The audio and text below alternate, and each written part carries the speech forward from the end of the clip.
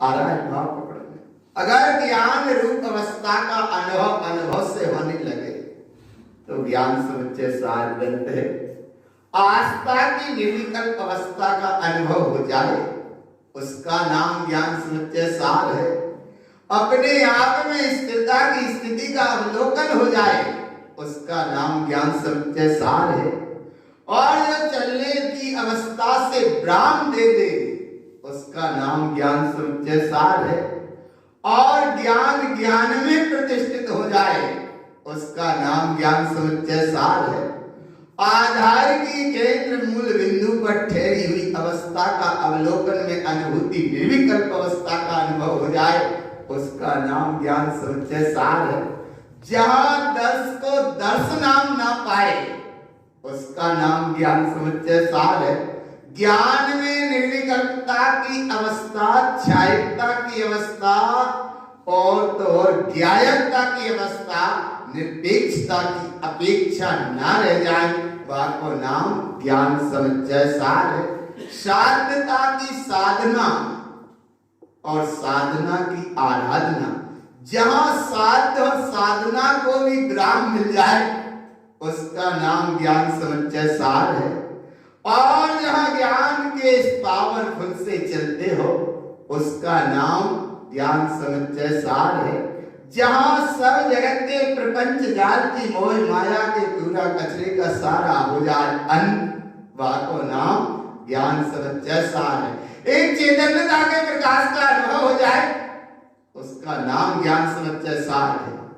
ज्ञान समुच्चय सार मनोरंजन वाला ग्रंथ नहीं, ज्ञान समुच्चय सार प्रदर्शन वाला नहीं, ज्ञान समुच्चय सार ग्रंथ दूरदर्शन वाला नहीं। ज्ञान समुच्चय सार ग्रंथ एकमात्र आत्मदर्शन वाला ग्रंथ है। और आत्मदर्शन की अवलोकन की जो ज्ञान की स्वयं पर प्रकाशक अवस्था का भी विकल्प न रह जाए उसका नाम ज्ञान समुच्चय सार है।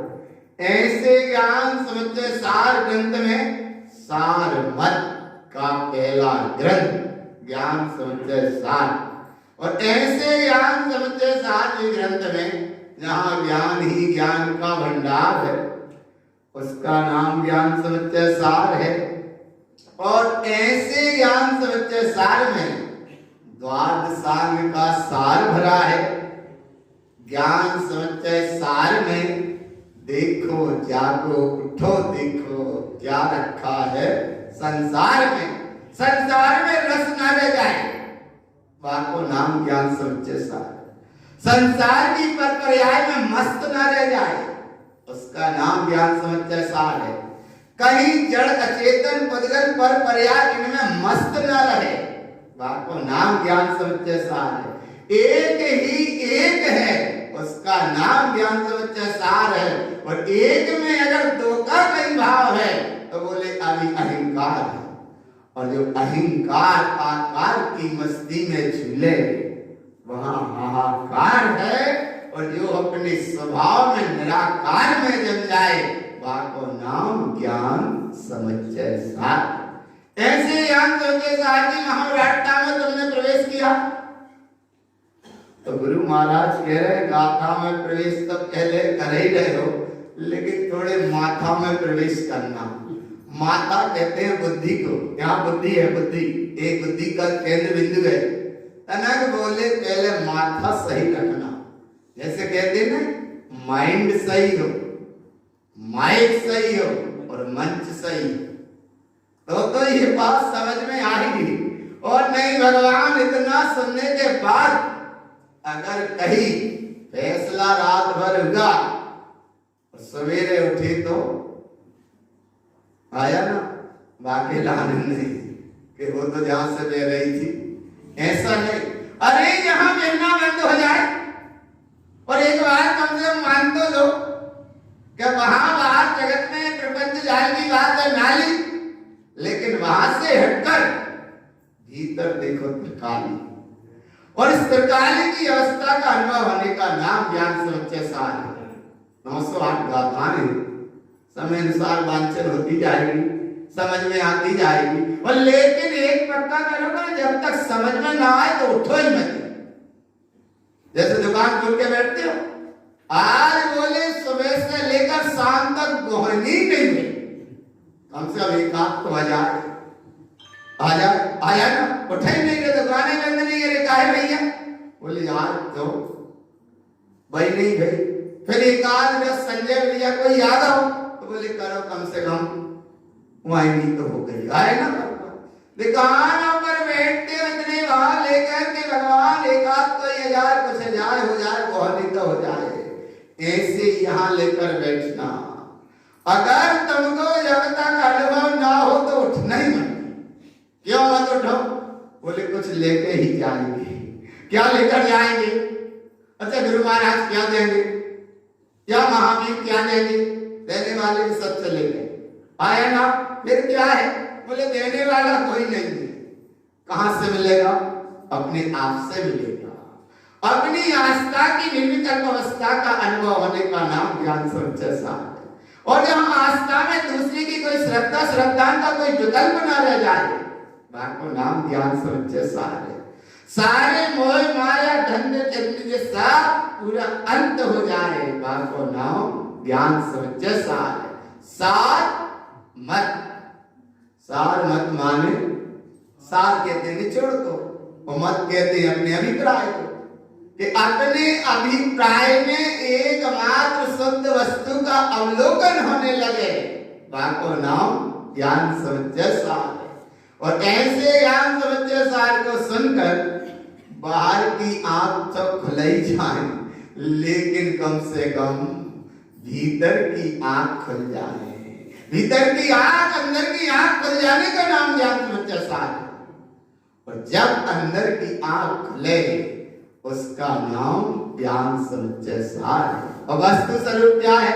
कि मैं ध्रुव तत्व शुद्धात्मा हूं, यह एक एक समय की चलने वाली पर्याय और जगत का प्रकार वृत्ति परिणमन क्रमबद्ध निश्चित अटल है, इससे मेरा कोई संबंध ये स्वीकार हो जाए तो ज्ञान समुच्चय सार।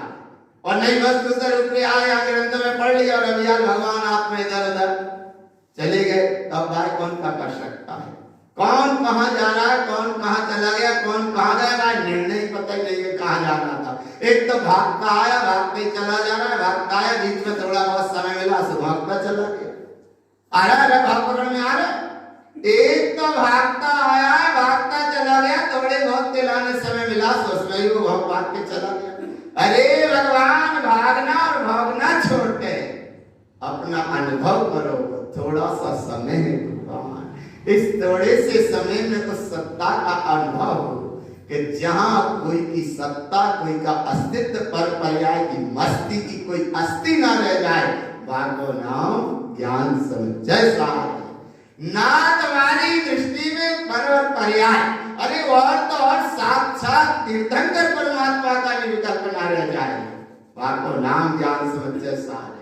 उनकी वाणी फिर रही है, बिल्कुल सत्य निर्भय प्रमाण है, ये बिल्कुल खिरती है, सही है, खिरती है। 24 तीर्थंकर परमात्मा है, विदेश क्षेत्र में 20 तीर्थंकर परमात्मा, वाणी खिरती है, खिर रही है, लेकिन वाणी खिर रही है, वहां से बिल्कुल सत्य आ रहा है, सत्य ध्रुव प्रमाण है। और ऐसी सत्यता, ध्रुवता, प्रमाणिकता को जो स्वीकार करे, को नाम ज्ञान समुच्चय सार, अपने स्वविवेक के साथ स्वीकार करे। माला गौण ग्रंथ में अभी सुना, श्री केवलम ज्ञान त्रैलोक्य तत्त्वम्, केवल ज्ञानी ज्ञान में काय का अवलोकन कर रहे हैं? एकमात्र अवलोकन, एक विलोक तत्व का, एक शुद्ध तत्व का, एकमात्र शुद्ध तत्व का। और ऐसे शुद्ध तत्व का श्री केवलम ज्ञान त्रैलोक्य तत्त्वम्, ऐसा वह केवल ज्ञान का परिपूर्ण स्वभाव कहाँ है? चेतन आत्मा कहाँ है? अपने आप में परिपूर्ण है। ऐसी परिपूर्ण अवस्था का अनुभव जहां चल रहा था, उस अनुभव का नाम क्या है? कि जहां ये अवस्था के जहां कमल पे, बुंडी पे अगर किरण पड़े सूर्य की तो वो खिल जाती है। अगर वो उल्टी सरोवर में भी पड़ी है और सूर्य की किरण पड़े तो वो कमल खिल जाता है, बगड़ी बगड़ी बिगड़ जाती है, बिगड़ते हैं। अब विचार करो भगवान। और वह खिला हुआ कमल फिर पराग आते, पराग के लिए मोहरा आते हैं स्वाभाविक है, लेकिन जब तक वो डाली से लगा है तब तक। और वह खिला हुआ कमल अगर धूल में गिर गया, एक भी मोहरा उस पर नहीं बैठता, एक विशेषता है। ऐसी कमल की अवस्था है। तो ऐसे यहाँ भगवान आत्मा, तुमने अगर ये बात सुनी, स्वीकार करी ज्ञान की, तो अब ये मिथ्यात्व के, मोह के, पर और पर्याय के घोड़ा ना बैठे तो समझ लो कुछ अनुभव है। घोड़ा कैसा होता है? बोले काला। और मिथ्यात्व कैसा होता है? काला। क्या होता है काला मिथ्यात्व? डायरेक्ट निगोद जाता है जी, और निगोद जाता है तो आखिरी नरक की अवस्था देखो तुम। रत्न सरकारा बालिका धूम तमो महातमा प्रभा भूमियो घनामु वाता काश प्रतिष्ठा सत्ता धूता, माने सबसे नीचे अंधेरा। और यहाँ देशना सुनी तुमने, धन्य धन्य गुरु